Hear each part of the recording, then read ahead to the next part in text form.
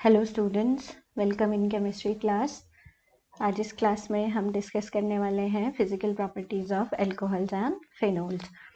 तो बच्चों, अल्कोहल और फिनोल की फिजिकल प्रॉपर्टीज़ क्या होंगी? तो सबसे पहले बात करेंगे फिजिकल स्टेट की। जनरली जो अल्कोहल्स होते हैं वो हमारे पास या तो लिक्विड स्टेट में या सॉलिड स्टेट में मिलेंगे। ठीक है, जैसे हमारे पास मिथाइल अल्कोहल है, इथाइल अल्कोहल है, ये हमें लिक्विड स्टेट में मिलेंगे और हायर अल्कोहल जनरली हमें सॉलिड स्टेट में मिलते हैं। अब इनकी जो है lower alcohol specially they have characteristic smell, है ना, एंड बर्निंग टेस्ट। लेकिन जो हायर अल्कोहल्स होते हैं they are odourless and tasteless. अगर हम फिनोल्स की बात करें तो जो फिनोल्स होते हैं बच्चों, they also occur in liquid state और solid state. They are also colourless and odourless, but with the passage of time phenols जो हैं वो क्या करते हैं, कलर डेवलप कर लेते हैं। ठीक है, ड्यू टू ऑक्सीडेशन। फिर बात करेंगे बच्चों next physical property, boiling point. तो जो अल्कोहल्स होते हैं ना, अल्कोहल्स का बॉइलिंग पॉइंट ज़्यादा होता है as compare to hydrocarbon alkyl halide of same molecular mass. मतलब कि अगर मैं जो है यहाँ पर एक हाइड्रोकार्बन ले लेती हूँ, सपोज हमने ले लिया मीथेन और दूसरा ले लिया मिथाइल क्लोराइड और ले लिया मिथाइल अल्कोहल, तो जनरली जो अल्कोहल्स होते हैं दे हैव हाईएस्ट इन तीनों में highest boiling point as compare to alkyl halide, and alkyl halides का ज़्यादा होता है as compare to corresponding hydrocarbon. मतलब एल्कोहल्स का क्या होगा, बॉइलिंग पॉइंट ज़्यादा होगा। अब ऐसा क्यों? एक्चुअली बच्चों, जो एल्कोहल्स हैं they exist as associated molecules. Alcohols exist as associated molecules. अब ये एसोसिएटेड मॉलिक्यूल्स क्या होंगे? एक्चुअली आपको पता है अल्कोहल्स के अंदर यहाँ पर इलेक्ट्रोनेगेटिव O है, ठीक है, और साथ में H भी है। और जहाँ पर H, जिस मॉलिक्यूल में H है और साथ में इलेक्ट्रोनेगेटिव O है, तो they undergo hydrogen bonding and intermolecular hydrogen bonding. तो यहाँ पर इंटरमॉलिक्यूलर हाइड्रोजन बॉन्डिंग हो जाती है और इंटरमॉलिक्यूलर हाइड्रोजन बॉन्डिंग के कारण ये एसोसिएटेड मॉलिक्यूल्स की फॉर्म में एग्जिस्ट करते हैं। अब कैसे दिखाओगे आप? सपोज ये एक मॉलिक्यूल अल्कोहल का है, ठीक है, मान लो ये दूसरा मॉलिक्यूल अल्कोहल का लिखा मैंने, तो इस तरह से यहाँ पर क्या डेवलप हो जाएगी, हाइड्रोजन बॉन्डिंग। और कौन सी बोलेंगे आप? दो अलग अलग मॉलिक्यूल्स में हो रही है ना, तो इसलिए इंटर मॉलिक्यूलर हाइड्रोजन बॉन्डिंग। और इस तरह से ये क्या करते हैं, एसोसिएटेड मॉलिक्यूल्स की फॉर्म में एग्जिस्ट करते हैं। और इन हाइड्रोजन बॉन्ड को तोड़ने के लिए a large amount of energy is required, that's why their boiling point is comparatively high। ठीक है, जबकि यहाँ पर क्या होगा, यहाँ पे डाइपोल डाइपोल इंटरेक्शन होगी और यहाँ पे सिर्फ क्या होगा, आपके पास van der Waals forces of interaction होंगे। तो हम कह सकते हैं कि अल्कोहल्स जो है they have higher boiling point than corresponding alkyl halide and hydrocarbon. अब अगर बात करें बच्चों हम कि हमारे पास मिथाइल अल्कोहल है, इथाइल अल्कोहल है या प्रोपाइल अल्कोहल है, ठीक है, नॉर्मल प्रोपाइल अल्कोहल, तो आप देख रहे हो इनमें क्या हुआ, कार्बन नंबर बढ़ते जा रहे हैं। यहाँ पे 1 कार्बन है, 2 कार्बन है, 3 कार्बन है। तो क्या याद रखना है आपने, with increase in carbon number boiling point increases. ठीक है, कार्बन नंबर जैसे जैसे बढ़ेगा बॉइलिंग पॉइंट भी क्या होगा, बढ़ेगा। तो boiling point increases with increase in carbon number.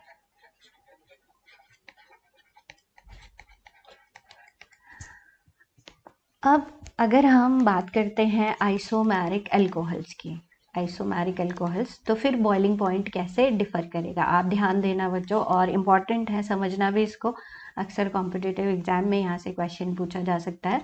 तो आइसोमेरिक अल्कोहल्स अगर आ जाते हैं, सपोज मेरे पास है butyl alcohol, normal butyl alcohol है सपोज, और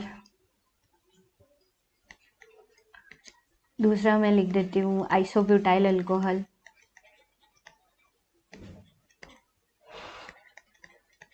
और एक लिख देती हूँ टर्शरी ब्यूटाइल अल्कोहल। अब ये आइसोमेरिक अल्कोहल हुए। इन अल्कोहल में किसका बॉइलिंग पॉइंट ज़्यादा होगा? तो आपने याद रखना है, जैसे जैसे जब तक आपके पास लीनियर चेन है तो यहाँ पे हाइड्रोजन बॉन्डिंग के साथ साथ सरफेस एरिया भी ज़्यादा है। सरफेस एरिया ज़्यादा है तो वैन डर वाल्स फोर्सेस का मैग्नीट्यूड बढ़ेगा ना इस एल्काइल पार्ट में, और इसलिए क्या होगा, यहाँ पे बॉइलिंग पॉइंट ज़्यादा होगा। जैसे जैसे ब्रांचिंग होगी मॉलिक्यूल क्या होता जा रहा है, छोटा होता जा रहा है, सरफेस एरिया कम हो रहा है। सरफेस एरिया कम होने के कारण हमारे पास वैन डर वाल्स फोर्सेस का मैग्नीट्यूड जो एल्काइल पार्ट में है वो कम हो रहा है, इसलिए क्या कहोगे कि बॉइलिंग पॉइंट जो है दैट डिक्रीजेज विद ब्रांचिंग। ठीक है, तो यहाँ पर नॉर्मल ब्यूटाइल अल्कोहल का बॉइलिंग पॉइंट सबसे ज़्यादा होगा। ठीक है, एज कंपेयर टू ये क्या लिखा है मैंने, आइसोब्यूटाइल अल्कोहल, और आइसोब्यूटाइल अल्कोहल का ज़्यादा होगा as compare to tertiary butyl alcohol. तो आपने क्या याद रखना है कि with branching boiling point decreases. अब अगर बात करें बच्चों फिनोल्स की, तो फिनोल्स का जो बॉइलिंग पॉइंट है वो भी क्या होगा, हाई होगा। क्यों होगा? क्योंकि फिनोल्स जो है they also exist as associated molecule, और एसोसिएटेड मॉलिक्यूल ये कैसे एग्जिस्ट करेंगे आप देखो, ड्यू टू हाइड्रोजन बॉन्डिंग। और किस तरह से आपने हाइड्रोजन बॉन्डिंग इनमें बनानी है, आप हाइड्रोजन बॉन्डिंग ऐसे शो कर सकते हो। मान लो ये दूसरा मॉलिक्यूल मैंने लिखा तो हाइड्रोजन बॉन्डिंग ये आ गई, फिर आप थर्ड मॉलिक्यूल यहाँ पे लिख सकते हो। ठीक है, इस तरह से। तो due to formation of intermolecular hydrogen bonding, यहाँ पर भी ये हाइड्रोजन बॉन्ड बना है, और कौन सा हाइड्रोजन बॉन्ड बना है, अलग अलग मॉलिक्यूल ले रखे हैं तो इंटरमॉलिक्यूलर हाइड्रोजन बॉन्ड। तो इंटरमॉलिक्यूलर हाइड्रोजन बॉन्डिंग के कारण जो फिनोल्स हैं उनका बॉइलिंग पॉइंट भी क्या होता है, ज़्यादा होगा। ठीक है, अब बच्चों यहाँ पे जो हाइड्रोजन बॉन्ड स्ट्रेंथ है ना वो एल्कोहल्स के कंपैरिजन में क्या होती है, यहाँ पे कम होगी, क्योंकि हाइड्रोजन बॉन्ड स्ट्रेंथ को कम कर देता है ये लार्ज एल्काइल पार्ट। ठीक है, इसलिए क्या होता है, फिनोल्स का जो बॉइलिंग पॉइंट है एल्कोहल्स के कंपैरिजन में क्या होगा, कम होगा ऑफ करस्पॉन्डिंग मॉलिक्यूलर मास। ठीक है, तो इस तरह से ये तो हो गया boiling point. Next physical property लेते हैं हम सॉल्युबिलिटी।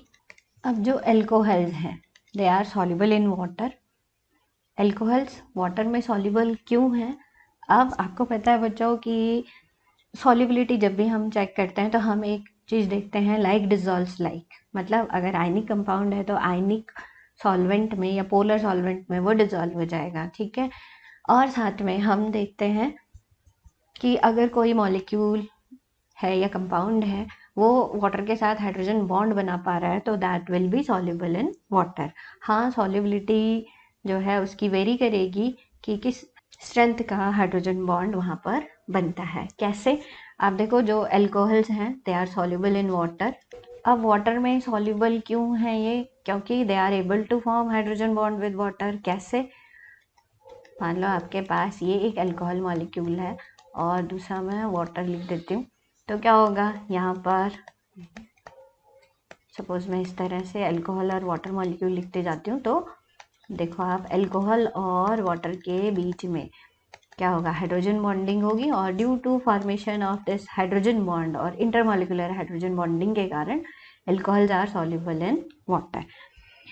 अब बच्चों आपके पास ये जो सॉल्युबिलिटी है, मैंने कहा ना कि अल्कोहल सॉल्युबल तो हैं लेकिन उनकी सॉल्युबिलिटी डिपेंड करेगी कि हाइड्रोजन बॉन्ड किस स्ट्रेंथ का बनेगा। अब मान लो यहाँ पे एल्काइल पार्ट जो है वो क्या है, छोटा है, तो हाइड्रोजन बॉन्ड स्ट्रेंथ ज़्यादा होगी, लेकिन जैसे जैसे ये एल्काइल पार्ट बढ़ता जाएगा हाइड्रोजन बॉन्ड स्ट्रेंथ कम होती जाएगी। ठीक है, तो आपके पास मान लो मिथाइल अल्कोहल है, ठीक है, सपोज इथाइल अल्कोहल है, हमारे पास मान लो नॉर्मल प्रोपाइल अल्कोहल है। ठीक है, और हमने इनकी सॉल्युबिलिटी चेक करनी है इन वाटर, तो क्या होगा, जैसे जैसे कार्बन नंबर बढ़ेंगे सॉल्युबिलिटी कम होती जाएगी। मतलब मिथाइल अल्कोहल सबसे ज़्यादा सॉल्युबल होगा, देन इथाइल अल्कोहल और प्रोपाइल अल्कोहल लीस्ट सॉल्युबल होगा।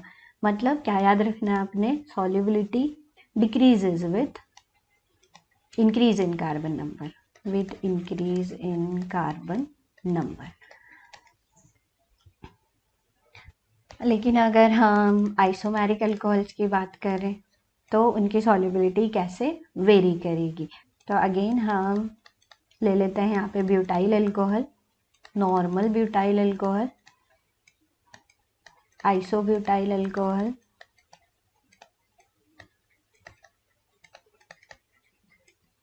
And tertiary butyl alcohol. अब सॉल्युबिलिटी किस वजह से बता रहे हैं बच्चों हम, कि यहाँ पर हाइड्रोजन बॉन्ड बनाते हैं वाटर के साथ, ठीक है। अब जैसे जैसे आपके पास ये ब्रांचिंग होती जाएगी, ये हाइड्रोकार्बन पार्ट क्या होता जा रहा है, अगर लॉन्ग चेन है तो लार्ज सरफेस एरिया, लेकिन सरफेस एरिया कम होता जा रहा है। मतलब ये जो एल्काइल पार्ट है, ये इसका सरफेस एरिया कम हो रहा है, तो ये इजीली क्या कर सकता है, हाइड्रोजन बॉन्ड बना सकता है विथ वाटर। तो इसका मतलब क्या हुआ, जैसे जैसे ब्रांचिंग होगी सॉल्युबिलिटी क्या होगी, इंक्रीज होती जाएगी, क्योंकि the ease of formation of hydrogen bond increases with water. कहने का मतलब हुआ कि हाइड्रोजन बॉन्ड ये इजीली वाटर के साथ बना लेंगे जो ज़्यादा ब्रांच होगा, और इसलिए सॉल्युबिलिटी ज़्यादा होगी। तो हम अगर आइसोमेरिक अल्कोहल्स की सॉल्युबिलिटी देखते हैं तो यहाँ पर normal butyl alcohol is least soluble and tertiary butyl alcohol is maximum soluble. अगर हम फिनोल्स की बात करें बच्चों, तो फिनोल्स यहाँ पर they are also able to form hydrogen bond with water, और वाटर के साथ अगर हाइड्रोजन बॉन्ड बना सकते हैं तो क्या होगा, ये भी क्या होंगे, वाटर सॉल्युबल होंगे। लेकिन जो सॉल्युबिलिटी है इनकी, that is very low as compare to alcohols, ठीक है। तो they are soluble in water but the solubility is less as compared to alcohols. तो ये हो गई बच्चों सॉल्युबिलिटी की बात। अच्छा, यहाँ पर जब हम बॉइलिंग पॉइंट डिस्कस कर रहे थे ना, तो जो हाइड्रोजन बॉन्डिंग होती है ना बच्चों, फिनोल्स में स्पेशली, तो फिनोल्स में हमारे पास सपोज आइसोमर्स हैं फिनोल के। मान लो मेरे पास एक आ जाता है ऑर्थोनाइट्रोफिनोल और दूसरा आता है पैरानाइट्रोफिनोल। इनका बॉइलिंग पॉइंट कैसे वेरी करेगा बच्चों, जो ऑर्थोनाइट्रोफिनोल है, इसको क्या बोलूँगी मैं, ऑर्थोनाइट्रोफिनोल, और ये है हमारा पैरानाइट्रोफिनोल। अब ये जो ऑर्थोनाइट्रोफिनोल है, इसमें हाइड्रोजन बॉन्डिंग तो होगी, लेकिन कौन सी, यहाँ पर होगी इंट्रामॉलिक्यूलर हाइड्रोजन बॉन्डिंग। आप चेक करना, इंट्रामॉलिक्यूलर आप कैसे दिखाओगे, इंट्रामॉलिक्यूलर होती है when hydrogen bonding is formed with in the same molecule, ठीक है, हाइड्रोजन एंड ऑक्सीजन या hydrogen and electronegative element of same molecule. तो इसको हम बोल देंगे ये हाइड्रोजन बॉन्डिंग तो है, लेकिन कौन सी, इंट्रामॉलिक्यूलर हाइड्रोजन बॉन्डिंग है। अब इंट्रामॉलिक्यूलर हाइड्रोजन बॉन्डिंग के कारण ये अकेला मॉलिक्यूल एग्जिस्ट कर रहा है ना। अब मान लो दूसरा ऑर्थोनाइट्रोफिनोल मॉलिक्यूल है, वो भी इंडिविजुअल मॉलिक्यूल एग्जिस्ट करेगा। इस तरह से इनमें क्या होंगे, weak van der Waals forces ही होंगे, और इसीलिए इसका बॉइलिंग पॉइंट क्या होगा, कम होगा, ठीक है। जबकि पैरानाइट्रोफिनोल है बच्चों, अब पैरानाइट्रोफिनोल में भी क्या है, OH ग्रुप भी है इसमें और साथ में नाइट्रो ग्रुप भी है। अब आप कहोगे कि इसमें भी तो इंट्रामॉलिक्यूलर हाइड्रोजन बॉन्डिंग हो सकती है, लेकिन इंट्रामॉलिक्यूलर हाइड्रोजन बॉन्ड बनने के लिए बच्चों इस H को इस O के साथ बॉन्ड बनाना पड़ेगा, और इस तरह से हमारे पास जो रिंग है ना, वो बहुत बड़ी बन जाएगी, 1 2 3 4 5 6 7 8 मेंबर रिंग बन जाएगी। तो 8 मेंबर रिंग फॉर्मेशन यहाँ पर स्टेबल नहीं होती है, बनती ही नहीं है। जनरली हमारे पास 5 या 6 मेंबर रिंग बनती है, तो इसलिए यहाँ पर इंट्रामॉलिक्यूलर हाइड्रोजन बॉन्डिंग तो हो नहीं सकती। तो क्या होगा, यहाँ पर होगी इंटरमॉलिक्यूलर हाइड्रोजन बॉन्डिंग। कैसे, मान लो यहाँ पर दूसरा आ जाता है हमारे पास फिनोल ऑर्थोनाइट्रोफिनोल मॉलिक्यूल, दूसरा ऑर्थोनाइट्रोफिनोल मॉलिक्यूल मान लो मैं लिख देती हूँ। अब देखो यहाँ पर ये मैंने ऑर्थोनाइट्रोफिनोल लिख लिया, ठीक है, दूसरा मॉलिक्यूल लिखा। अब इसमें यहाँ पर हाइड्रोजन बॉन्डिंग हम दिखा देंगे। तो ये कौन सी हुई हाइड्रोजन बॉन्डिंग, एक मॉलिक्यूल ये एक मॉलिक्यूल ये, तो ये हुई बच्चों इंटरमॉलिक्यूलर हाइड्रोजन बॉन्डिंग। अब डिफरेंट पैरानाइट्रोफिनोल मॉलिक्यूल्स जो हैं इंटरमॉलिक्यूलर हाइड्रोजन बॉन्डिंग के थ्रू आपस में जुड़ेंगे, तो वहाँ पर they will exist as associated molecules, है ना। तो बॉइलिंग पॉइंट यहाँ पर क्या होगा, ज़्यादा होगा।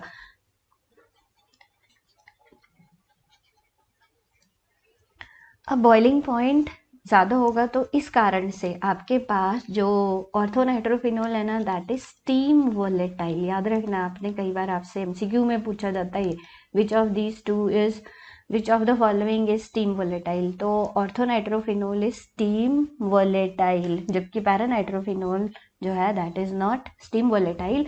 और इस रीजन के कारण हम क्या करते हैं, इनको स्टीम डिस्टिलेशन से अलग भी कर सकते हैं। They can be separated, orthonitrophenol and paranitrophenol can be separated by using this steam distillation, ठीक है। नेक्स्ट प्रॉपर्टी आती है बच्चों formation of alcoholates. Specially alcohols जो हैं वो क्या बनाते हैं,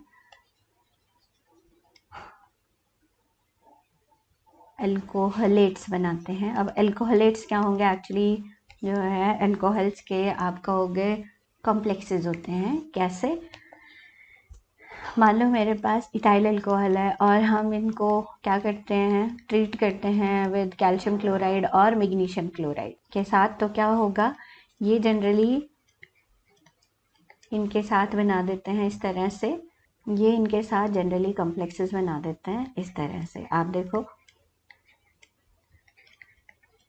जैसे हमारे पास वाटर मॉलिक्यूल ऑफ क्रिस्टलाइजेशन लगते हैं ना, वैसे ही यहाँ पर कौन जुड़ जाते हैं, एल्कोहल्स जुड़ जाते हैं और इनको हम बोलते हैं एल्कोहलेट्स, ठीक है। इसी तरह से मान लो मिथाइल अल्कोहल होता, ठीक है, कैल्शियम क्लोराइड के साथ, तो ये आपके पास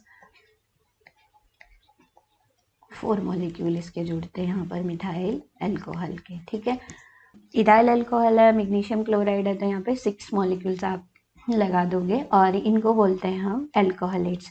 और इसी रीजन के कारण बच्चों जो एल्कोहल्स है, मान लो इनमें से वाटर रिमूव करना है हमने, वो वाटर रिमूव करने के लिए जनरली हम क्या करते हैं, डिहाइड्रेटिंग एजेंट यूज़ करते हैं, कैल्शियम क्लोराइड या मैग्नीशियम क्लोराइड यूज़ करते हैं।